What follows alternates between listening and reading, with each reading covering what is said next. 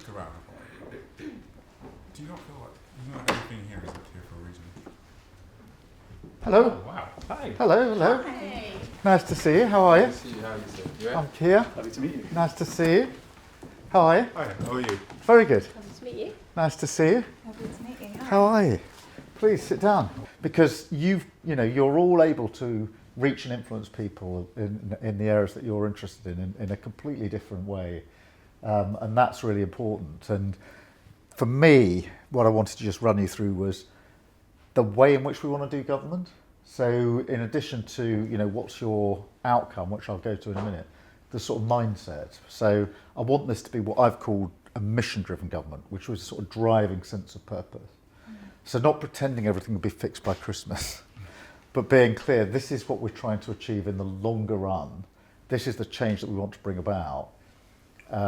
And to just have some real priority in government around that.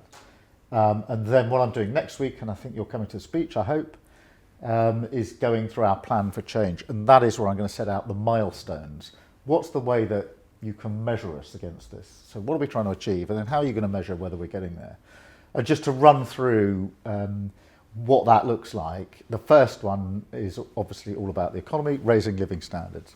And what I mean by that is making sure people feel better off, that they feel that they've got more money in their pocket. That means they can pay their bills, not have to worry about that. They can feel safe and secure, and enjoy some of the things in life that really matter to them. So driving up living standards is the first of the six that I'm going to set out next week. Second one won't surprise you, which is health. And what are we doing about the health service? And there, what I'll be setting out is the milestone of getting those waiting lists down, because they're way, way too high. And that's impacting on everything else. My wife works in the NHS, so we've got an evening worth of this every night, but getting those waiting lists down, that sense of what's going on in the health service is really, really important. Next one, so that's two. The third one is clean power, which is energy security, to make sure that we're going to renewable energy, which is cheaper, more reliable, independent, gives us the next generation of jobs. So that's a really important milestone that we'll be setting out. Then the fifth one is making sure that children can go as far as their talent will take them, and that they really have the opportunity that they deserve. And we're concentrating here on the 0 to 5-year-old and making sure that when children arrive in reception, that they are as best equipped they can be to start learning, because those early years, as you all know, are so important. If you haven't made an impact by the time a child is sort of 0 to 5, then it's so much harder after that to do anything about it. Fifth one then is about making sure people feel safe in their streets, in their community, making sure we've got the right neighbourhood police. And so it's recruiting more police, but making sure that they are police doing the neighbourhood policing that we need, rather than doing other things, which is really important. Then finally, and sixth, is building more homes. 1.5 million homes, which is a big target, to make sure that everybody's actually got the ability to have a roof over their head, safe and secure, which is important in its own right, but also as a base camp for any individual or family, and also a massive driver of our economy. So they're the things I'm going to be setting out next week. You'll be at the speech, there'll be more detail around it, but I think you've got or may have some questions on any one of them. So please, fire away. So I'd love to know, how will growing the economy actually help real working people? Well, one, we create more wealth. Two, we have to do it making sure it's done everywhere around the country. Yes. So what I've said to the teams is, I want to create more wealth, grow the economy. Obviously, that's a very good thing to do for the country. What we don't want is that to just be in some places. No. That has happened in the past, where we've had bits of the country that have done reasonably quite well, other parts of the country that have been left out. So we're measuring how far are we actually improving the economy, how much money and investment are we getting in, and where are those jobs? So we had an investment summit a few weeks ago now, £63 billion of investment came in, which is really good. What I'm now doing is overlaying around the country, where is that actually going? So is it in the northeast, the northwest, in Scotland? And where are those jobs? Where's that sort of additional income coming from? Because it's got to be everywhere. And we need to make sure that people genuinely feel I'm better off. It's a bit of a rough and ready test, but everybody knows what it is. At the moment, people feel, do you know what, I'm not better off than I was. No. Most people probably feel I'm not as well off as I thought I was. And or versions of, I didn't expect people like me to be struggling with the bills. And it's turning that around, but making sure that it's across the whole country, which is harder, but vitally important. Really important, thank you. Good. I also wanted to ask, obviously the 1.5 million houses is a tall order, but how is that going to help drive growth? And again, how is that going to help real working people? Well, it drives growth in two ways. One, simply building the houses, which is a huge project in its own right. Lots of jobs, lots of investment, and that is a driver of the economy. It's one of the indicators actually of the economy thriving is how many houses you're building. The second way is because if we do this in a sensible, rational way and make sure the houses are where they're needed for the bits of the economy that need to grow, then it has a direct impact on the economy. I also do think that when people have their own house, they feel better off. They then tend to have more disposable income. One of the tragedies of the situation we're in now is, on average, young people are sort of 35 plus before they can afford to buy their own home. That's very late in life. That means that in the years before that, many of them are in rented accommodation. That's costing a fortune, which means that, one, they're spending more money, they're getting little for it, they can't afford the deposit, and they haven't got the money in their pocket to go out and enjoy themselves, which means the local economy isn't benefiting. So I think by building more houses, we can turn all of that around. Amazing, thank you very much. Great, where should we go next? I think NHS. NHS, yeah. I really like the way you spoke about it earlier, and I think it's really important that you're here answering questions directly. And we know the NHS is an institution that everyone loves, and I've worked in it for a few years now. What are you doing? I'm a GP, Okay. and I'm a sports exercise specialist. So I work actually trying to improve the healthcare and public health in people in the UK, and making sure that we keep everyone healthier. Yeah. I'd like a long discussion with you about that. Yeah. You know what? No, because I think it's vitally important. I really admire. I think the thing that's actually struck me is that it's really innovative how you guys are pushing the agenda to make everyone healthier. Yeah. Not just. It's important to look after the sick, and that's what the NHS is for. But we need to make sure that everyone continues to be healthy and have a good lifespan and health span. Yeah. So these two link actually, because a lot of people who are on waiting lists or long-term sick can't get back into work. That means they're not capable of contributing to the economy in the way that they would like, and aren't as well off as they would like. But if we're going to get health in the right place, we have to do the hard yards now, that's getting the waiting list down. But what I'd like to talk to you about is we also need to turn it into a preventative model where we can get in much earlier, whether that's the health of children. I mean, some of the stuff on dentistry is just shocking. How do we get people to ensure they're preventing, able to access health much more quickly? AI and technology as well. Policy, that's the thing.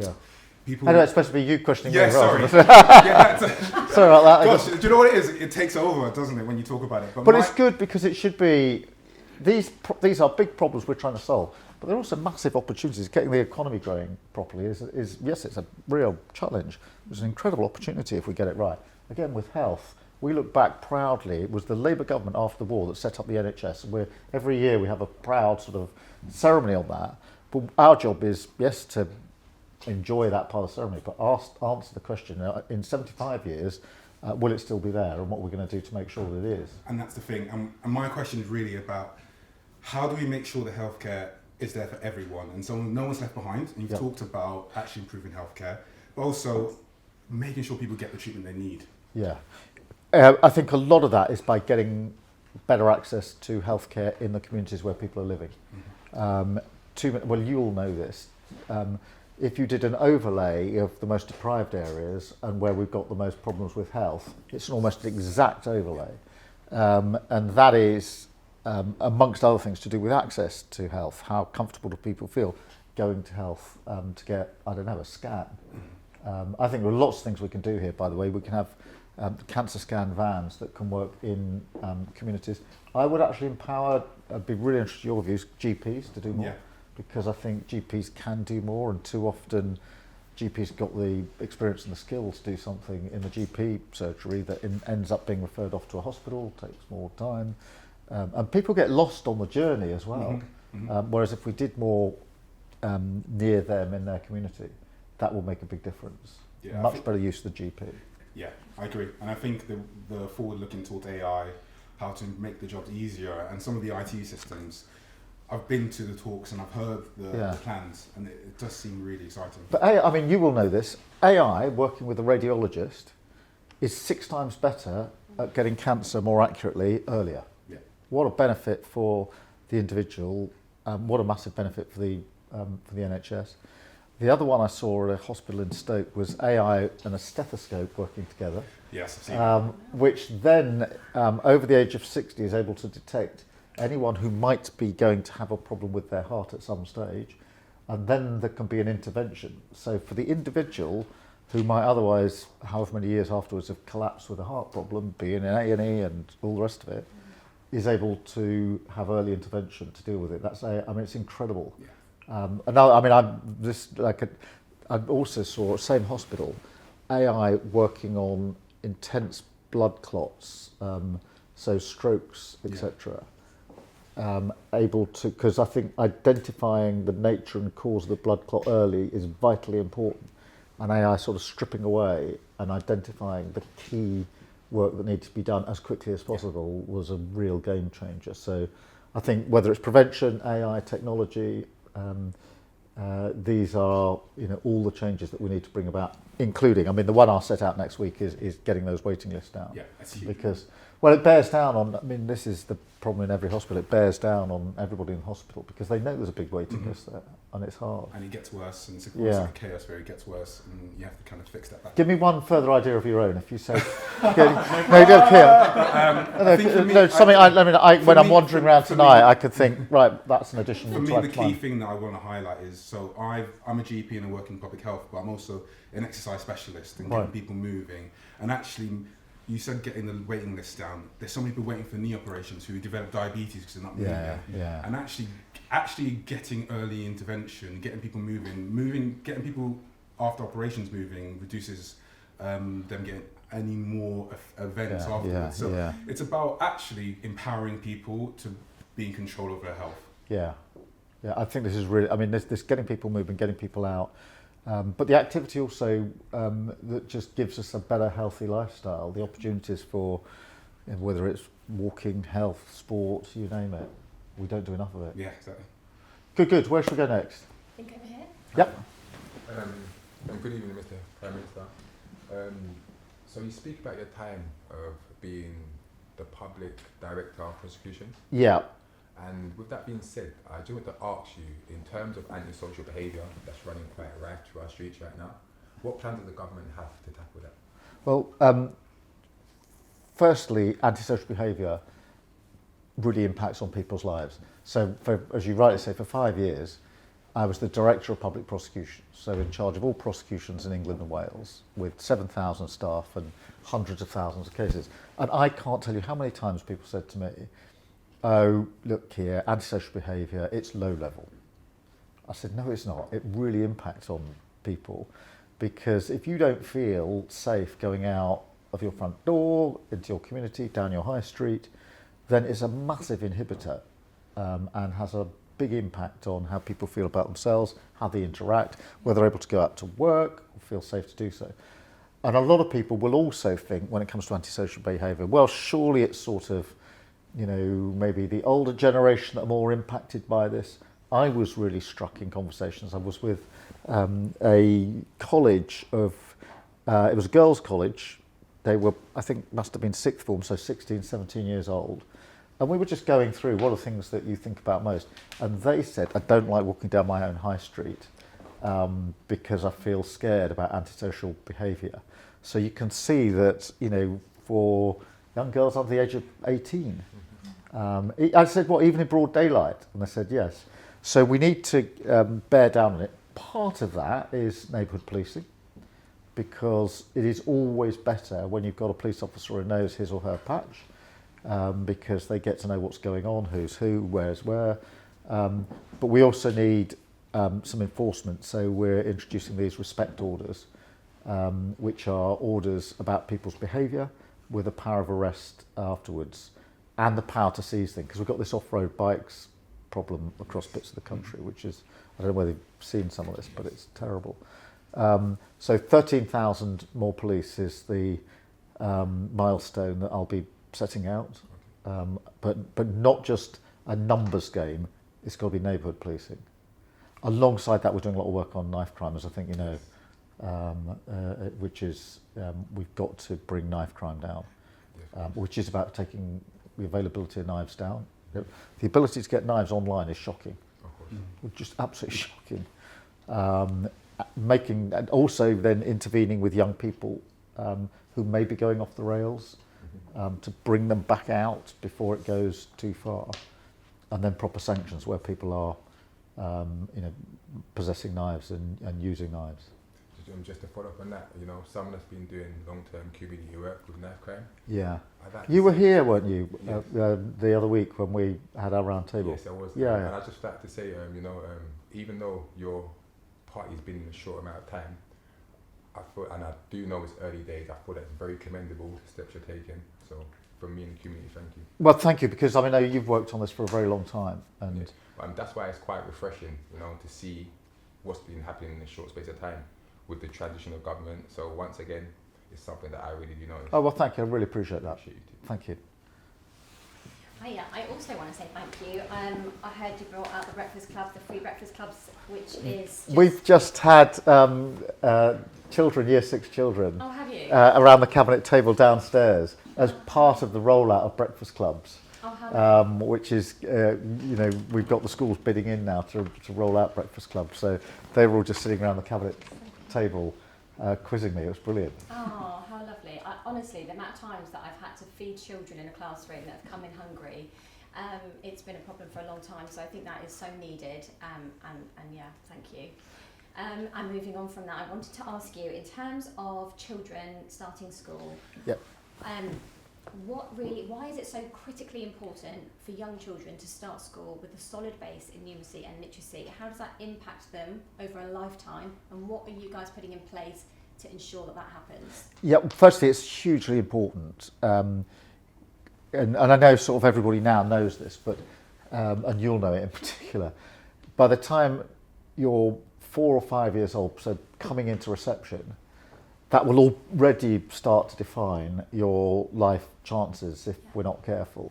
And what I've been really concerned about is, in recent years, the growing number of children coming into reception who haven't got the wherewithal, haven't got the basic skills that you would expect at that age. So massive disparity already at that age with even one reception class. You can have children who are quite well advanced, probably a lot of input back at home, and then other children who have got barely the skills that they need. And so, we have to intervene at that point. That's why the milestone I'm going to set out next week is about the ability or the skills that children have when they get to reception. That is about putting the support in that they need, making sure that we're picking up the language skills, the numeracy skills that are vitally important. But also just having the courage to say that's the age at which we need to catch this. 100%. Because yes, of course we want children to get the best, GCSEs, A-levels, whatever it is that they go on to do. But actually, if you don't catch it early, 100%. then the chances are you won't get it. Child in reception. Yeah. It also has another impact, which I think is important. I really like your view on, which is the confidence of the child. If a child feels that he or she is behind the class, 100%. then it improves their confidence, and confidence is hugely important. It's critical, actually. I work with really young children and building a young literacy skills really early, so when they step into the classroom, they already have an understanding of sounds and language and what reading is. Yeah. And both of my girls started school reading, and when they step foot into that classroom, the narrative for those children were, I can do this, I'm capable, and from that moment they had this essence of confidence that has stayed with them and will stay with them because it started from then. It makes such a massive impact on children, and I'm so glad that you are focusing on that, because actually there's no point intervening when they're in year 5 and year 6 or doing their GCSEs. If we start here, we will see the impact, and I love the fact you've got this longer term view rather than trying to put plasters over holes. You're starting where it really needs to happen. And that's what there's a bit of sort of raw honesty here, because in my view, too many politicians pretend that everything can be fixed before the next election. And some of this just takes longer, particularly 100%. With children. On your confidence point, linked to the 0 to 5, I'm also very strong on this question of speaking skills for children. Being able to speak, it sounds really basic, but being able to express yourself out loud with confidence is really important for children. Quite hard. But if you think about all the people you interact with, whenever anybody presents for an interview, whatever they're going to do in life, having the confidence to speak out. When you're working in a group, whatever business you go into, you're going to be probably working in a team. Do you have the confidence to express your views? All of that is missing for too many children, in my view. But capturing it early is really important. 100%, I think that the confidence, the ability to speak, and the academics all come together to create that well-rounded child that is, ready to go out into the world. Yeah, to do whatever they want to do, because we then shouldn't push people into particular, jobs. They should have the range of what they want to do. Can I come to you? Yes, you're shaping the future classroom of my daughter. I have a 1-year-old. So do you? You will be shaping. I've got a 16-year-old and a 14-year-old, and I remember when they were 1, and you could sort of pick them up and move from here. So my boy is now 6'1", so that it's through the night. All discipline is bribed now. I had a question about energy. So one of the major barriers to people feeling the economic benefits of clean energy is how we price electricity in this country. What does this government hope to do in terms of reforming our electricity markets? We need to go to clean power. We need to go to renewables. At the moment, we're far too reliable on fossil fuel. This is all on the global market. And so what you will have seen, everyone will have seen, is when you get things like conflict in Ukraine, Putin can effectively put his boot on our throat. And the more aggression he shows in Ukraine, the more our bills go up. Now, the way out of that loop is to get ourselves to renewables, which we're an island. We've got a lot of offshore wind, a lot of onshore wind, but we've got skills because the oil and gas in the North Sea, which did us really well and really proud for a long time, hugely skilled people there. They're the places where renewables will be, the offshore wind, etc., solar farms, hydrogen, but getting to renewable energy as quickly as possible will stabilise and bring down our bills, which will make a big difference, then impacts on cost of living, because if there's one thing that has deprived people of feeling well off in the last 2 or 3 years, it's their energy bills gone through the roof.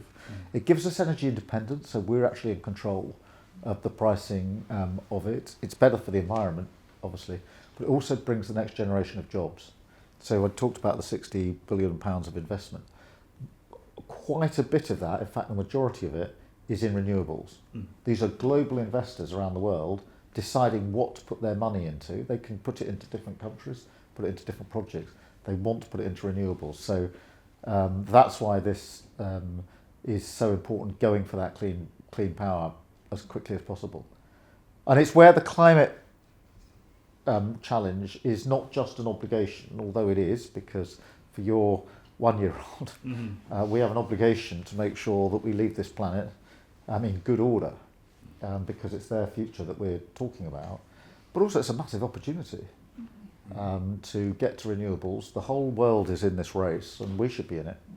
And I think we're capable of winning it. We were the nation that started the coal-fired industrial revolution. We can be the nation to bring us out of it as well. Yeah, it's really interesting. If you bring it up to the really big picture, we went, from steam, and then coal to oil and gas, now oil and gas to renewables, big energy transitions come every, I don't know, sort of generation and a half, every 2 generations. And when they do, they're big moments. I mean, what we could do with coal was incredible back in the day, and changed everybody's life. Then go from coal to oil and gas, which we could produce in the North Sea, changed, again, lives, and this will as well. So it's a real opportunity. We should run towards it, in my view. Yeah, completely agree. Good. Look, it's been really fantastic talking to you. I will see you next week when I do my speech. Look forward to it. And feed your ideas into me. I like to harness ideas and things I can then mull over. Generally such a pleasure. Yeah. That's good. Honestly, No, not at all. You've got some really good things in place. Honestly, and I feel like the current government and what's happening is basically a representation of you. So I feel like, honestly, like I just feel a lot of movement happening with you. Yeah. Yes. A lot of conversations. Honest So once again, conversations. thank you. Yeah. Thank you. I really appreciate that. Yeah. Really appreciate that. Really honest conversations. Good. Yeah. I'll see you next week. Really good to see you. Take care. Lovely to meet you. So I Nice was to see watching the other day in the House of Commons having a conversation. I'm like, this guy knows the handling himself. They're throwing you all sorts of words. It's like, well, Mr. And, yeah. I was it's like they're arguing. But it's like in a mode. They're trying to get one up on each other. There's a lot of noise going on there as well. And you know what else is, I think that a lot of people misunderstand that I'm a person that I'm really well experienced in my sector, like all the other individuals. But someone like you have to facilitate for so many sectors. Yeah, it does. And you conversating about wind and rain and then knife crime and then TFL all in one. I'm like, you know what? You are like a walking. So you have a bit of a wide range, because you never quite know what's going to be thrown at you in I those think questions. you outdo bidding in the talk. Good to see Pleasure to you. meet All the best. Thank you so much. Nice to see you. Thank you. See you